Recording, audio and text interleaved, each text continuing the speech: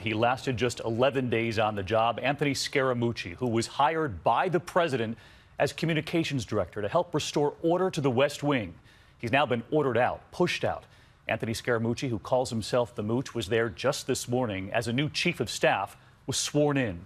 General John Kelly now running the West Wing. And how does the White House explain the Mooch and his limited run? ABC senior White House correspondent Cecilia Vega leading us off.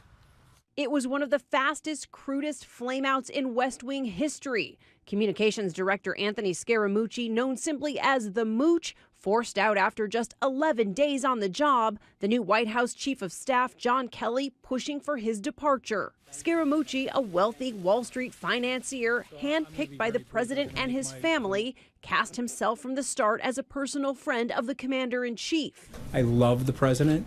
I obviously love the country. But from day one, there was bad blood between Scaramucci and former Chief of Staff Reince Priebus. We are a little bit like brothers, where we rough each other up once in a while, which is totally normal for brothers. It only got worse. Some brothers are like Cain and Abel.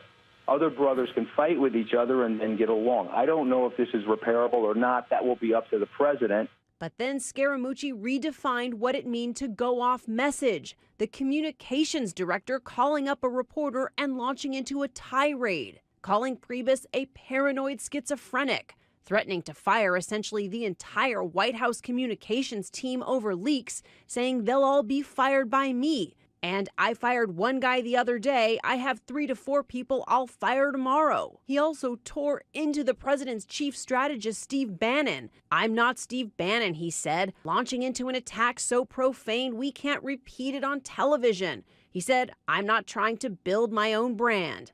The White House today said the president, who's used some choice words himself in the past, was none too happy about Scaramucci's comments. The president certainly felt that Anthony's comments were inappropriate for a person in that position. The communications director had become the story, his words going viral, his gestures mirroring the president's, mocked on The Daily Show.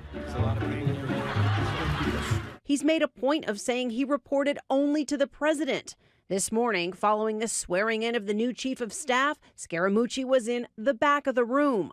I predict that General Kelly will go down in terms of the position of chief of staff, one of the great ever. And today, the White House issuing a stunning shift in the chain of command. Everyone, including the president's own daughter and son-in-law, report to John Kelly. General Kelly has the full authority to operate within the White House, and all staff will report to him. So let's get to Cecilia Vega live at the White House tonight. And Cecilia, I want to show everyone at home that image from today, the president presiding over a cabinet meeting. Attorney General Jeff Sessions sitting right across the table from him. Of course, the president has been relentless in his very public criticism of Sessions.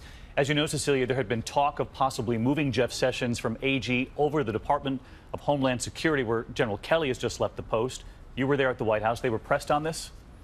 Press Secretary Sarah Sanders was, David, and she said that they have no announcement about that and that, quote, the president has 100% confidence in his cabinet. That sounded very much like a vote of confidence for Jeff Sessions. But despite all of the drama here today, David, the president seems very pleased. He just tweeted calling this a great day at the White House. David. Cecilia Vega leading us off. Cecilia, great to have you.